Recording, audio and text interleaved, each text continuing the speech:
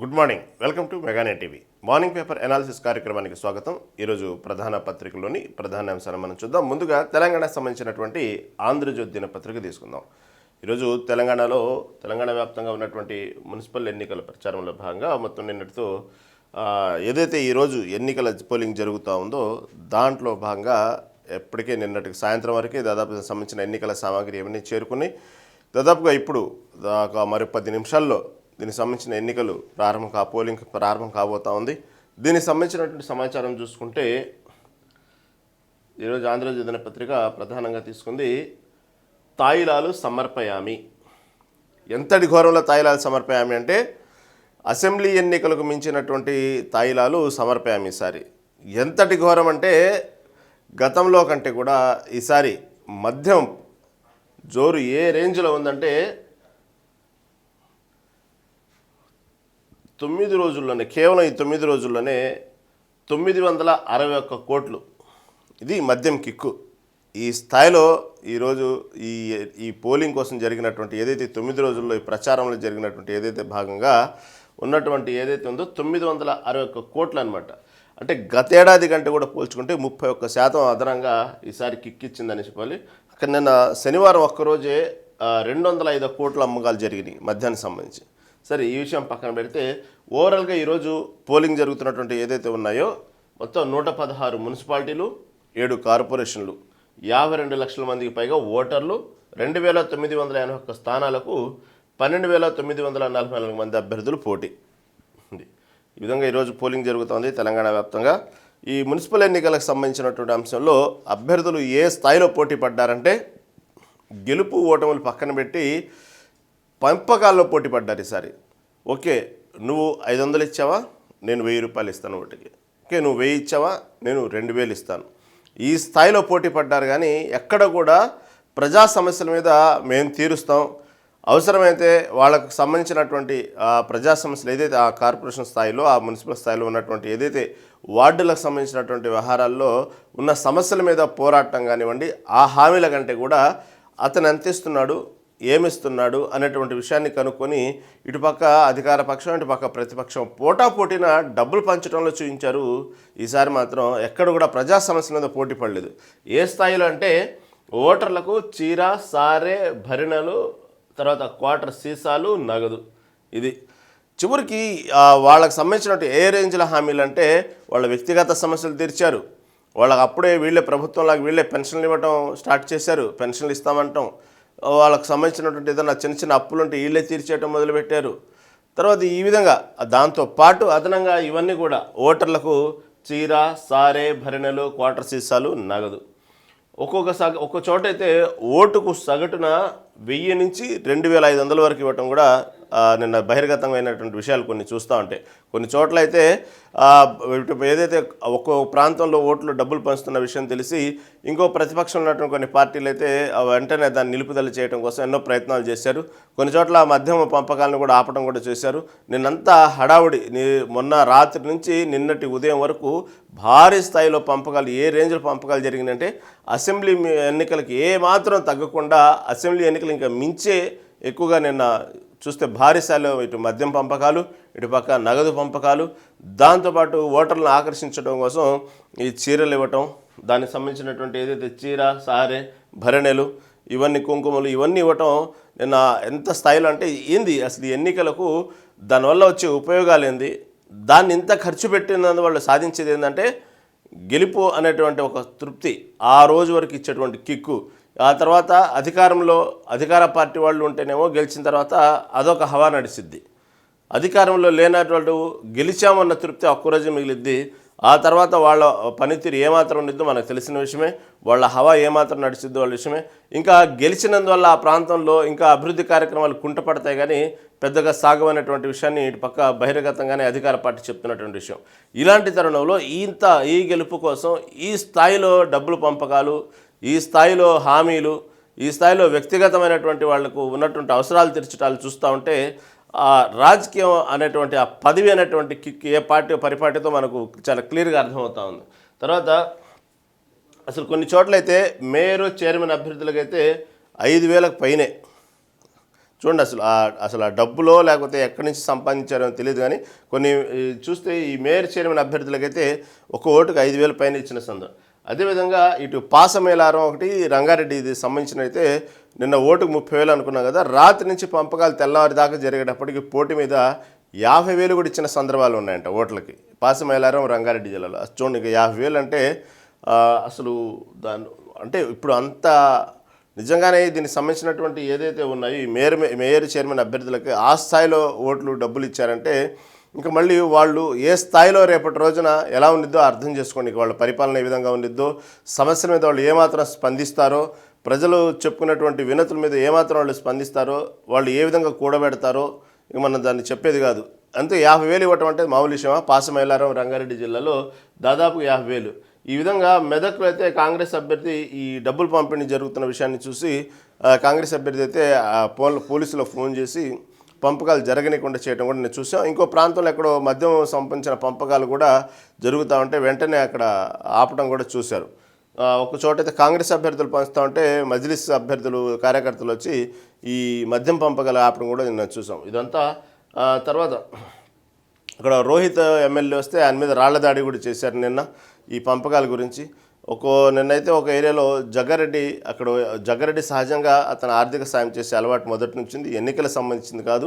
ఎవరైనా సరే సమస్యల మీద వస్తే ఆయన వెంటనే సమస్యల మీద స్పందించే గుణం అయింది తెలుసు. ఆయన యొక్క సహజమైన ధోరణి, వెంటనే స్పందిస్తారు, వెంటనే చలించిపోతారు సమస్య పట్ల. కానీ నిన్న ఒక సందర్భంలో జగ్గారెడ్డి ఇదే విధంగా తనకు ఆర్థిక సాయం చేస్తూ ఉంటే పోలీసులు అక్కడిని అడ్డగించి ఈ సమయంలో ఎన్నికల కోడ్ సమయంలో ఇలాంటి ఆర్థిక సాయాలు చేయకూడదు, వేరే ప్రాంతం వాళ్ళు ఇక్కడికి రాకూడదు అని చెప్పి నిన్న అతని మీద సదాశివపేట అక్కడ కేసు కూడా నమోదు చేయడం కూడా జరిగింది జగ్గారెడ్డి మీద.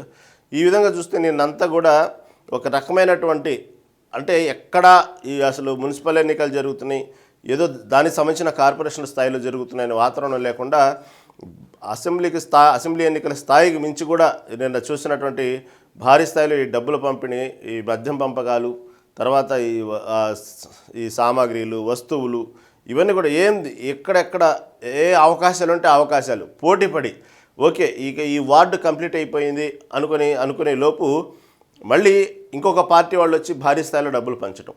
వాళ్ళకి ఎక్కడ మనకంటే 500 ఎక్కువ ఇచ్చారు కదా, ఓటర్లు ఆయన పట్ల ఎలా ఆకర్షితులు అవుతారో భయం వేసి మళ్ళీ వీళ్ళు ఇంకో సెకండ్ ట్రిప్ కూడా పంపకం మొదలుపెట్టడం.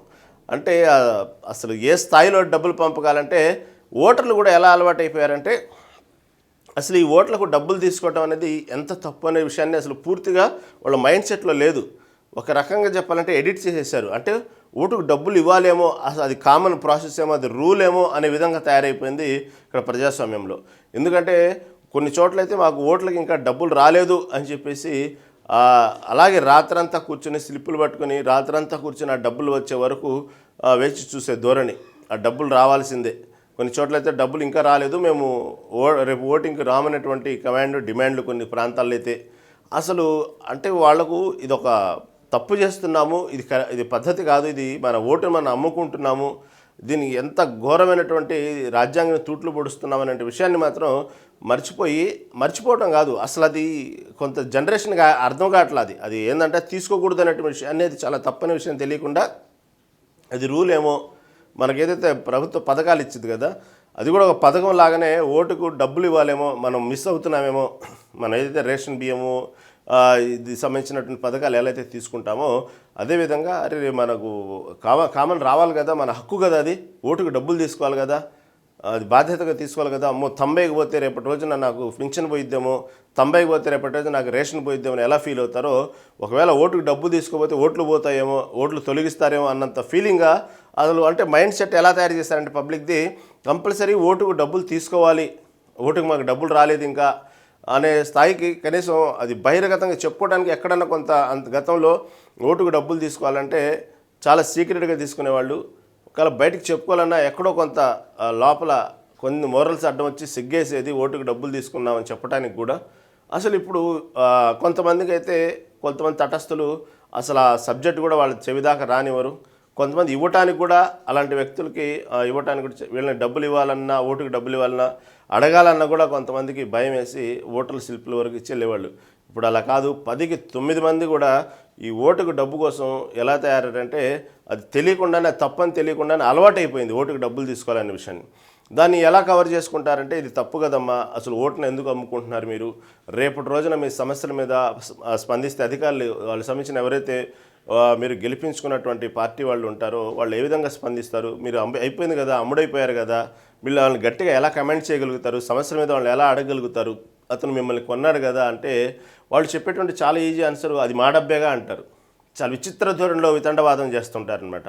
అది మా డబ్బే కదా, మా వాళ్ళ జేబుల్లో ఏమి ఇవ్వట్లేదు కదా, మా దగ్గర తీసుకున్న డబ్బులు మళ్ళీ మాకు ఇస్తున్నారని చాలా వితండవాదం చేస్తారు. అతని డబ్బులు ఏమైనా జేబులో ఏదైనా ఇస్తున్నాడా, పార్టీ డబ్బులే కదా అది అనేటు వితండవాదం చేసేవాళ్ళు ఉంటారు. దాన్ని ఎలాగైనా సరే సమర్థించుకోవడానికి కొంత ఎక్కడో చోట ఈ ఓటుకు డబ్బు అనేది లేకుండా రిలైజ్ చేద్దాం అనేటువంటి జన విజ్ఞాన వేదికలు అంటే కొన్ని సంఘంలో ఉన్నటువంటి కొన్ని సంస్థలు కూడా ప్రయత్నాలు చేస్తూ ఉంటే పోను ప్రతి ఎన్నికలకి అభ్యర్థులు అది ఏ స్థానిక సంస్థల ఎన్నికల, అసెంబ్లీ ఎన్నికలతో సంబంధం లేదు. ఏ స్థాయి అయినా సరే ఎన్నికలకు మాత్రం భారీ స్థాయిలో ఎవరైతే అభ్యర్థులు ఉంటారో వాళ్ళు మాత్రం, ఎవరైతే డబ్బు కలిగిన వాళ్ళు ఉంటారో మాత్రమే వాళ్ళే ఎన్నికల్లో నుంచినటువంటి అర్హతగా అయిపోయింది. కానీ ఎవరైతే ప్రజా సమస్యల పట్ల స్పందించే వాళ్ళు, విద్యావంతులు, అవగాహన ఉన్నవాళ్ళు, సమాజానికి ఏదో ఒక సేవ చేయాలనేటువంటి గుణం ఉన్న వాళ్ళకు మాత్రం ఇక్కడ మాత్రం ఎన్నికల్లో నుంచినటువంటి అవకాశం, అర్హత లేకుండా పోయింది. కేవలం ఎవరైతే అంటే పార్టీ వాళ్ళు కూడా అభ్యర్థులకు సీట్లు ఇచ్చేటప్పుడు ఎవరైతే ఇతను సమస్య పట్ల స్పందిస్తాడు, లేకపోతే ఇతనికి క్వాలిఫికేషన్ ఉంది, ఇలాంటి వ్యక్తి ఈ పదవికి అర్హుడు కాబట్టి దాంట్లో ఎటువంటి పరిస్థితి, ఎటువంటి అభ్యర్థిని మనం సెలెక్ట్ చేయాలనే దానికంటే కూడా ఎవరు డబ్బు పెట్టగలుగుతాడు, పార్టీలో ఎవరు ఆర్థికంగా కొంచెం స్తోమత కలిగిన వాడు, ఈ విధంగా చూస్తున్నారే కానీ అతను కాంట్రాక్టరా, లేకపోతే ఎన్ఆర్ఐయా, లేకపోతే డబ్బులు బాగా సంపాదించాడా, బిజినెస్లు ఉన్నాయి, అతనికి మాత్రమే ఈ స్తోమత ఉంది, ఇతను మాత్రమే తట్టుకోగలుగుతాడు, ఇలా చూస్తున్నారు. కానివ్వండి, అతను గెలిచిన తర్వాత అతను ఏ విధంగా మళ్ళీ అతను తిరిగి సొమ్మును సంపాదిస్తాడు, ఏమాత్రం అవినీతి చేస్తాడు అనేది విషయంలో కూడా పబ్లిక్ కూడా మర్చిపోయి ఓట్లు వేయటం మొదలు పెడుతున్నారు. కానీ తప్పు లేదు అతను ఎందుకంటే ఆ విధంగా అన్ని చూడండి, ఒక్క ఓటుగా అంతంత వేలంటే 50,000 అంటే మళ్ళీ ఎక్కడి నుంచి అప్పనంగా ఇచ్చేసి ఖాళీకి కూర్చొని మీకు ఓటుకు డబ్బులు ఇచ్చి తర్వాత సమస్యల మీద స్పందించి మీకు ఫ్రీ సర్వీస్ చేయడానికి అతనేం దేవుడు కాదు కదా. కాబట్టి అతను ఎంతైతే ఖర్చు పెడతాడో దానికి 2 సంపాదించుకోవడానికి ఆ పదవి కోసం అతను పోరాడుతూ ఉన్నది, పాకులాడుతూ ఉన్నది. కాబట్టి ఈ విధంగా ఎప్పుడైతే ఈ సమస్యల మీద స్పందించటమో లేకపోతే ప్రజలకు ఏదో సర్వీస్ చేయాలి, అసలు రాజకీయాలంటేనే సర్వీస్ ఓరియంటెడ్, అవన్నీ మర్చిపోయి రాజకీయాలంటేనే ఆర్థికంగా స్తోమత కలిగిన వాడు, ఒకవేళ రేపటి రోజున అతను నిష్పక్షపాతంగా సేవలు అందించి ప్రజాస్వామ్యంలో ప్రజలకు కావాల్సినటువంటి అతను అధికారంలో ఉండి ఏదన్నా స్పందించి అన్ని మంచి పనులు చేసి అతను 5 ఏళ్లలో చేయాల్సిన సర్వీస్ అంతా చేసిన తర్వాత ఈ లెక్కన అంటే ఏదైతే ఈ ధోరణిలో లేకుండా ఒక సోషల్ సర్వీస్ లాగా దాన్ని రాజకీయాన్ని తీసుకుంటే అతని పిచ్చోడిని చూస్తున్నారు. దీపం ఉండగానే ఇల్లు చక్కదిద్దుకోవాలి, అతను కూడబెట్టుకోవడం చేత కాలేదు, అతను సంపాదించుకోవడం చేత కాలేదు, ఎన్నేళ్ళు అధికారంలో ఉన్నాడు, ఏం సంపాదించాడు, చివరికి అతని కుటుంబ సభ్యులు, అతని చుట్టాలు, అతని స్నేహితులు వాళ్ళు కూడా అతను సంపాదించుకోవడం చేత కాలేదు. మొన్నటిదాకా అమ్మగా ఆ పదవిలో ఉన్నాడు, మొన్న అతను చూడండి ఆ పదవిలో ఉన్న అతను ఎలా సంపాదించుకున్నాడు, ఇతనికి సంపాదించుకోవడం చేత కాలేదు, ఇతను అడగడం చేత కాలేదు, చివరికి అతను మెచ్చుకోకపోగా ఈ విధంగా అతని మీద విమర్శనాస్త్రాలు సంధిస్తూ ఉంటారు. ఎవరన్నా ఎక్కడో కొంతమంది, నేను చెప్పేటువంటి లక్షణాలు ఉన్నవారు ఎక్కడో కొంతమంది ఉంటారు, అక్కడెక్కడ మర్చిపోయిన అందరు చెడ్డవాళ్ళు ఉంటారు కదా, అలాంటి వ్యక్తులు ఎవరైనా ఉన్నారంటే వాళ్ళు కేవలం రాజకీయాన్ని సర్వీస్గానే భావించి ప్రజల్ని సర్వీస్ చేయడం వరకే చేసుకుంటూ 5 ఏళ్ళ తర్వాత ఎన్నికల తర్వాత అతను పదవి పోయిన తర్వాత అతనికి ఇచ్చేటువంటి బిరుదు ఏంటంటే దీపం ఉండగానే ఇల్లు చక్కదిద్దుకోలేదు, అతను సంపాదించుకోవడం చేత కాలేదు, ఈ విధంగా అతని మీద వేసేటువంటి రాళ్ళు ఈ విధంగా ఉంటాయి. అంటే మోటివేషన్ మొత్తం మారిపోయింది. అంటే పదవిలో ఉన్నప్పుడు సంపాదించుకోవాలి, అది రూల్, అది అప్పుడే అతను అర్హుడు, అతనే తెలివైనవాడు, అలాంటి వాడే దానికి నిజమైనటువంటి సూటబుల్ క్యాండిడేట్ అనమాట. అలా పబ్లిక్ మైండ్ సెట్ అలాగే తయారైంది, నుంచిన అభ్యర్థులు ఎవరైతే ఉంటారో వాళ్ళు అలాగే తయారయ్యారు. ఓటుకు డబ్బులు ఇవ్వాలి అనేది అది కామన్ ప్రాసెసే కాదు, అది ఓటుకు డబ్బులు ఇవ్వటం అనేది వాళ్ళకు అలవాటైపోయింది, తీసుకోవటం అనేది వీళ్ళకి అంటే ఎవరైనా ఫ్రీగా వస్తే ఎందుకు తీసుకోరనుకుంటారేమో, అది తీసుకుంటున్నామన్నప్పుడు ఇంకా ప్రశ్నించే అవకాశం లేదు, అధికారం లేదు. తర్వాత ఇది ఎంతవరకు న్యాయం, అసలు ఎందుకు ఇస్తున్నాడు మనకు ఓటుకు డబ్బులు, మనం ఎందుకు తీసుకోవాలి అనేటువంటి విషయాన్ని మాత్రం పూర్తిగా ఎప్పటికప్పుడు ప్రతి ఎన్నికలప్పుడు ఏ మాటలు మాట్లాడుకుంటున్నాం, ఎంతోమంది దానికి సంబంధించినటువంటి ఓటు నమ్ముకోవద్దని చెప్పి ఎన్నో సోషల్ సంబంధించినటువంటి సర్వీసెస్ సంస్థలు ఎన్నో సంఘాలు ఎన్నో చెప్తున్నప్పటికి కూడా పోను పోను పోను పోను పోను పోను ఇంకా ఓటుకు డబ్బు తీసుకున్న వాళ్ళు పెరుగుతున్నారు కానీ ఎక్కడ ఆలోచింపజేసేటానికి పరిస్థితులు లేవు. ఎందుకంటే దానికి ప్రత్యక్ష సాక్ష్యం ఇలా ప్రతి ఎన్నికలకి నుంచిన అభ్యర్థికి భారీ స్థాయిలో అవుతున్నటువంటి ఖర్చును బట్టి అర్థమవుతూ ఉంది. కాబట్టి ఇంకెక్కడ పబ్లిక్ అర్థం చేసుకుంటున్నారు? ఎన్ని ఎన్ని ఎన్ని విధాలుగా చెప్పినప్పటికీ కూడా పబ్లిక్లో ఆ రిలైజ్ అవ్వట్లేదు. ఎంతసేపటికి వాళ్ళ ఓటు నమ్ముకునే పనిలోనే ఉన్నారు కానీ, ఎందుకంటే ఈ లెక్కలే ఈ గణాంకాలే చెప్తున్నాయి. చిన్న చిన్న ఈ మున్సిపాలిటీ ఎన్నికలకే ఇన్ని కోట్లు ఖర్చు అవుతూ ఉంది. మొన్నటి జరిగిన సర్పంచ్ ఎన్నికల్లో కూడా ఏమాత్రం తీసుకోవాలి ఖర్చు విషయంలో.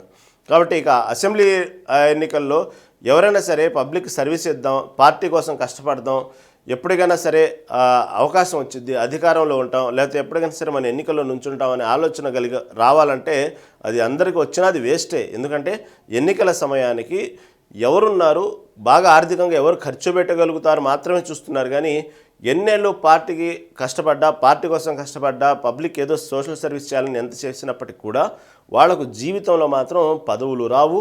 వాళ్ళు ఎన్నికల్లో నుంచోటానికి అసలు ఆలోచనే అసలు హైలీ ఇంపాసిబుల్. ఎందుకంటే ఒక ఎమ్మెల్యే అవ్వాలంటే కనీసం ఏ స్థాయిలో ఎన్ని కోట్లు ఖర్చు అయిద్దో మనకు తెలుసు.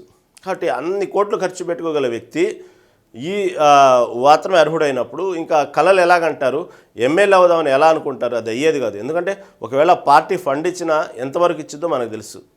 కనీసం వాళ్ళు దానికి సంబంధించిన పార్టీకి సంబంధించిన పోస్టులు, ఆ జెండాలు, కార్యకర్తలకు ఏదో టిఫిన్లు, లంచ్ బ్రేక్లు, వాళ్ళకు ఉపయోగపడే అమౌంట్ మాత్రమే వాళ్ళ చేతికి అందిద్ది. కానీ ఈ విధంగా ఓటుకు డబ్బు పంచడానికి కూడా పార్టీ భారీ స్థాయిలో ఫండ్ ఇచ్చే పరిస్థితి కాదు. కాబట్టి ఎందుకంటే పార్టీ కూడా అలాంటి వ్యక్తిని చూస్తుంది ఎవరైతే ఖర్చు పెట్టుకోగలుగుతారో. కాబట్టి ఒక ఎమ్మెల్యే అవ్వాలన్నా అది ఇక ఊహకు అందేది కాదు. అది ఆ కలలుగానే మిగిలిపోవాలి తప్ప అతని జీవితాంతం పార్టీ కోసం కష్టపడాలి తప్ప అతను ఎమ్మెల్యే అయ్యేటువంటి ఆస్కారం లేదు. ఎందుకంటే డబ్బులుంటేనే పార్టీ కోసం కష్టపడ్డా లేకపోయినా ఆ టయానికి ఆటోమేటిక్గా పార్టీకి సంబంధించినటువంటి వ్యవహారంలో అతనికి టికెట్ వచ్చింది తప్ప మీరు కష్టపడ్డా, ఎంత మీరు పబ్లిక్ సర్వీస్ చేసినా, ప్రజా సమస్యల మీద పోరాడినా, ఎంతసేపటికి ప్రజాస్వామ్యంలో అందరితో కలిసిమెలిసి కమ్యూనికేషన్ స్కిల్స్ ఉన్నా కూడా మీకు ఎటువంటి పదవులు రావు. అసలు మీకు ఆలోచన కూడా విరింపజేసుకోవటం బెటరు. ఎందుకంటే డబ్బులు ఉంటేనే ఇక్కడ పదవులు. ఎందుకంటే ఇక్కడ ఈ స్థాయిలో అంటే మామూలు విషయం కాదు. ఇది 50,000 ఏందండి ఓటుకి. పాశమైలారం ఇవన్నీ రంగారెడ్డిలో ఓటుకి 50,000 అంటే అసలు దానివల్ల ఏ స్థాయిలో వెళ్ళిపోతూ ఉందనేది మనకు అర్థమవుతూ ఉంది. తర్వాత నిన్న జరిగినటువంటి ఒక దారుణమైన వార్త ఏంటంటే మక్తల్లో బీజేపీ కౌన్సిల్ అభ్యర్థి మహాదేవప్ప అతను బలవర్మని ఆత్మహత్య చేసుకోవడం నిన్న మొత్తం సంబంధించినటువంటి ఏదైతే వార్డు ఉందో దానికి సంబంధించిన ఎన్నికలు కూడా నిలిపేశారు. ఇంకొక తేదీ ప్రకటిస్తామన్నారు. ఈ నిమిషంలో నిన్నంతా కొంచెం ఇటుపక్క బీజేపీ, ఇటుపక్క కాంగ్రెస్ పెద్ద గందరగోళం ఏర్పడింది. కాంగ్రెస్ పార్టీకి సంబంధించిన వారు ఎందుకంటే అతను ఎన్నికల ప్రచారం నుంచి డైరెక్ట్గా ఇంట్లోకి వెళ్ళిన తర్వాత ఇక ఆత్మహత్య చేసుకోవడం జరిగింది. కాబట్టి దీని మీద రకరకాల వార్తలు నిన్నంతా జరిగినాయి. కాంగ్రెస్ వాళ్ళే అతను తీవ్ర ఒత్తిడికి గురి చేశారని ఒకళ్ళు, తర్వాత కాదు పార్టీలోనే అతను తీవ్రమైన మానసిక ఒత్తిడికి గురయ్యాడని కొందరు. ఇవేవైతేనే నేను దానికి సంబంధించినటువంటి బీజేపీ కార్యకర్తలు డీజీపీ ఆఫీసును ముట్టడించడానికి ప్రయత్నం చేయటం, పోలీసులు వాళ్ళని కట్టడి చేయటం, ఈ విధంగా భారీ స్థాయిలో నిన్న మక్తల్లో ఒక పెద్ద దుమారమే వేసింది అతను ఆత్మహత్య చేసుకోవటం అనేది. దానికి సంబంధించిన ఎన్నికలైతే మళ్ళీ ఇంకో తేదీ ప్రకటించే వరకు కేవలం ఆ వార్డు వరకు మాత్రమే ఎన్నికలు నిలుపుదేయటం జరిగింది. తర్వాత ఇది చూడండి, సిరిసిల్లలో పోలీసులు పట్టుకున్న వెండి ప్రతిమల ప్యాకెట్లు చూడండి. అసలు ఇప్పుడు ప్రస్తుతం మనకు తెలుసు బంగారం వెండి ఏ విధంగా ఉందో, పట్టుకుంటే ఏ విధంగా భగ్గుమంటుందో. కానీ ఇంతమందికి ఈ స్థాయిలో వెండికి సంబంధించినటువంటి ప్రతిమలు పంచడాలన్నా, వెండి వస్తువులు ఇవ్వాలన్నా, భరణలు ఇవ్వాలన్నా అది ఏ స్థాయిలో ఎంత స్థాయిలో ఖర్చు అయిద్దో మనకు తెలుసు. కాబట్టి ఎక్కడ కూడా నిన్న కొన్ని ప్రాంతాలు అయితే బంగారం కూడా, తులం బంగారం కూడా ఇచ్చినటువంటి వార్డులు కూడా ఉన్నాయి. ఎక్కడ దీంట్లో వెండి అనే కాదు బంగారం ఇచ్చినటువంటి ప్రాంతాలు కూడా ఉన్నాయి నిన్న ఈ ఎన్నికల్లో, మున్సిపల్ ఎన్నికల్లో. అవి కూడా నిన్న కొన్ని బయటపడ్డాయి. అంటే అసలు ఎక్కడ కూడా ఖర్చుకు వెనకాడట్లేదంటే వాళ్ళు ఏ స్థాయిలో సంపాదించారో, వాళ్ళు ఎంత నీతిగా సంపాదిస్తే ఆ స్థాయిలో డబ్బులు ఎందుకు ఉంటాయో మనకు అర్థమైపోయిద్ది. వాళ్ళకి ఉన్నటువంటి బిజినెస్లు ఏందో ఏమో తెలియదు. కానీ ఆ విధంగా బంగారం పంచటాలు, వెండి పంచటాలంటే ఇంకా వాళ్ళు దానికి సంబంధించినటువంటి భవిష్యత్తులో గెలిస్తే వాళ్ళ పరిస్థితులు ఎలా ఉంటాయి, ఏ విధంగా సంపాదించుకుంటారో మనకు చాలా క్లియర్గా అర్థమవుతూ ఉంది. కాబట్టి ఈరోజు పోలింగ్ జరుగుతున్నటువంటి ప్రాంతాలు ఏదైతే ఉన్నాయో మొత్తం 116 మున్సిపాలిటీలు, 7 కార్పొరేషన్లు ఈరోజు ఎన్నికలు జరుగుతూ ఉన్నాయి. తర్వాత ఇంకొక వార్త ప్రధానంగా తీసుకున్నటువంటి వార్త ఆంధ్ర దినపత్రిక. కిషన్ రెడ్డి గత 3 రోజుల నుంచి దాదాపుగా మొన్నటి సాయంత్రం వరకు ఎన్నికల ప్రచారం ముగిసే వరకు రేవంత్ రెడ్డి చేసిన వ్యాఖ్యలు పదే పదే కల్వకుంట్ల కిషన్ రావు పేరు మార్చింది. కిషన్ రెడ్డికి రేవంత్ రెడ్డి మార్చిన పేరు కల్వకుంట్ల కిషన్ రావు. దాని మీద గట్టిగానే స్పందించారు కిషన్ రెడ్డి.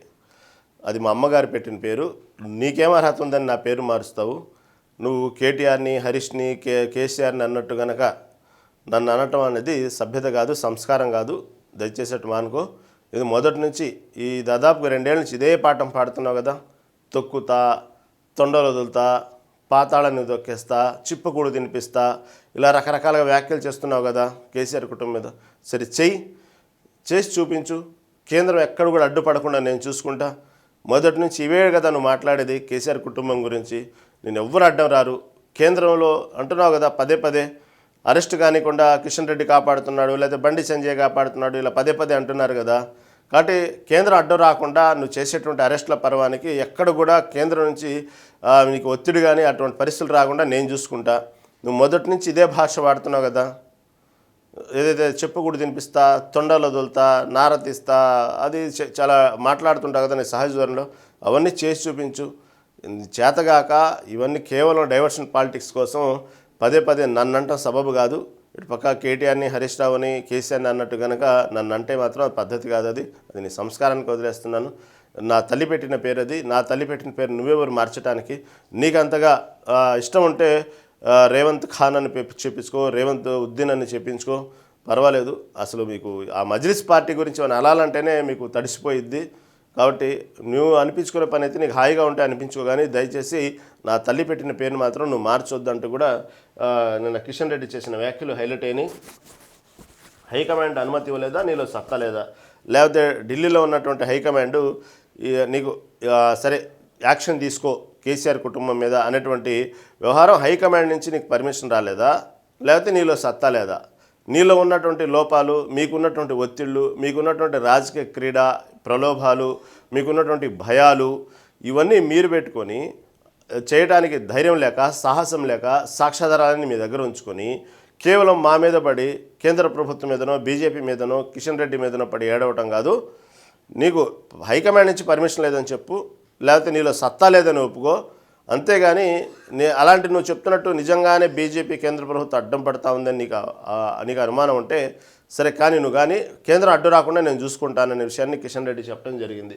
తర్వాత జైల్లో పెట్టడం చేత కాకపోతే రాజీనామా చేయి. మళ్ళీ ఇన్ని వ్యవహారాలు, ఇన్ని నోటీసులు, ఇన్ని సాక్ష్యాధారాలు నీ దగ్గర ఉన్నాయంటున్నావు కదా, పదే పదే చెప్తున్నావు. 1-2 సార్లు నోటీసులు ఇస్తున్నావు, విచారణకు పిలుస్తున్నావు. ఎవరైతే అధికారులు ఉన్నారో వాళ్ళు మొత్తం సాక్ష్యాలు చెప్తున్నారు. ఏం జరిగిందో చెప్పారు, అప్పట్లో పరిస్థితులు ఎందుకు చేయాల్సి వచ్చిందో చెప్పారు, ఎవరి ఒత్తిడి కోసం కొన్ని పనులు చేయాల్సి వచ్చిందో చెప్పారు. చాలా క్లియర్ కట్గా సాక్ష్యాలు ఉన్నాయి. ఎందుకు దీని గురించి సినిమా కథలాగా, సీరియల్ కథలాగా పొడిగించుకుంటూ వెళ్తూ ఉంటావు? దానికి సంబంధించినటువంటి విషయాన్ని ఇప్పటి వరకు ఎందుకు ఛార్జ్షీట్ పూర్తిగా ఫైల్ చేసి కోర్టు ముందు ఎందుకు సబ్మిట్ చేయవు? నీవు దానికి ఆడుతున్న డ్రామాలన్నీ ఇవన్నీ ఎవరికి తెలియదు. కాబట్టి ఈ జైల్లో పెట్టడం, నీకు ఇవన్నీ ఇన్ని సాక్ష్యాధారాలు ఉన్నప్పుడు నీకు జైల్లో పెట్టడం చేత కానప్పుడు నువ్వు రాజీనామా చేయి. ఎంతసేపటి కేంద్రం మీద పడి ఆడటం కాదు. నీకు హైకమాండ్ నుంచి పర్మిషన్ రాలేదని ఒప్పుకో, లేదంటే నీకు చేత కాలేదని ఒప్పుకో. కాబట్టి నీకు అలాంటప్పుడు నీకు అంత ధైర్యం లేనప్పుడు రాజీనామా చేసి మా మీద పడటం కాదన్నట్టు కిషన్ రెడ్డి చెప్పిన మాటలు. తర్వాత నేను ఎవరికి దత్తపుత్రుడిని కాదు, నా పేరు మార్చి పిలవడం రేవంత్ దిగజారుడుతనం. మజ్లిస్ పేరు చెప్తే కాంగ్రెస్ ప్యాంట్లు దొడుస్తాయి. బీఆర్ఎస్కి భవిష్యత్తు లేదని ప్రజలు గ్రహించారు. మున్సిపల్ స్కూళ్ళతో ప్రజలు బీజేపీ చూస్తున్నారు. కాబట్టి ఇటు అధికార పార్టీ మీద పూర్తి వ్యతిరేకతతో ఉన్నారు ప్రజలు అని చెప్పి బీఆర్ఎస్ మీద నమ్మకం లేదు ప్రజలకి. ఇప్పుడంతా బీజేపీ వైపు చూస్తున్నారు. ప్రత్యామ్నాయంగా అధికార పార్టీ ప్రత్యామ్నాయం ఉందంటే అది బీజేపీనే, ప్రతిపక్ష పార్టీ బీఆర్ఎస్ కాదు అన్నటువంటి విషయాన్ని కిషన్ చెప్పినటువంటి విషయాలు. అదేవిధంగా ఇంకొక మున్సిపాలిటీస్లో ప్రజలు బీజేపీ వైపు చూస్తున్నారు. బీజేపీ అభ్యర్థుల కుటుంబ సభ్యులను బెదిరిస్తున్నారు. కాబట్టి కొన్ని చోట్లయితే అది మక్తలకు సంబంధించిన ఉదాహరణ తీసుకునే కిషన్ రెడ్డి నేను చేసిన వ్యాఖ్యలు అవి. కొన్ని ప్రాంతాలు అయితే బీజేపీ అభ్యర్థులను అయితే బహిరంగానే బెదిరిస్తున్నారు. కాబట్టి ఏం చేసినప్పటికీ కూడా విజయం మాత్రం బీజేపీదే. మున్సిపల్ ఎన్నికల్లో మాత్రం బీజేపీ సంబంధించినటువంటి హవా ఏ విధంగా ఉందో, బీజేపీ ఓటింగ్ పర్సెంటేజ్ ఏ విధంగా ఉందో, బీజేపీ ఎన్ని ప్రాంతాలు మున్సిపల్ స్థానాలు కైవసం చేసుకునేదో ఈరోజు జరిగేటువంటి పోలింగ్లో తెలిసిపోయిద్ది.